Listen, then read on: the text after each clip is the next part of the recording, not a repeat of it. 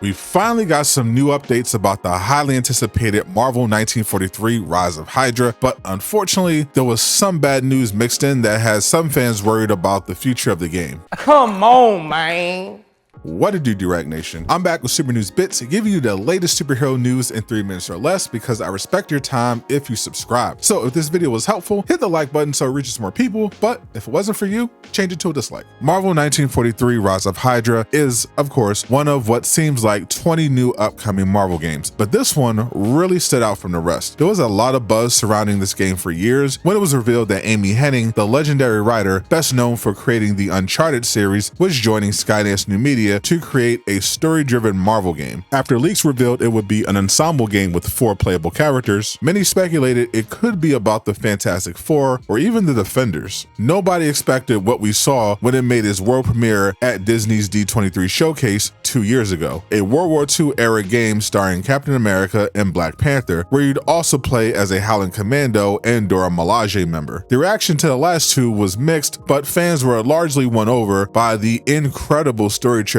released this year at the Epic Games State of Unreal event at GDC that flexed the incredible power of Unreal Engine 5. The visuals were so incredible that many were not able to tell that actors Carrie Payton and Drew Moreland, who played Panther and Cap respectively, were captured in in-engine footage and not live action. It had been quiet since that trailer reveal, with fans wondering when more news would arrive. Well, they got their wish this past week. In a press release, Plaion confirmed they have entered into a worldwide publishing partnership with Skydance Games for the release of Rise of Hydra. Plaion is a gaming publisher who has produced games like the recent Dead Island 2, Saints Row, and Payday 3. Game publishers basically put up money to fund the game, help with marketing, and generally oversee the development of the game to make sure it meets their standards. In the press release, Plaion confirmed Rise of Hydra is targeting a 2025 release. This all sounds like good news, right? Well, the problem isn't necessarily with Plaion, it's with who owns them, and that's the Embracer Group,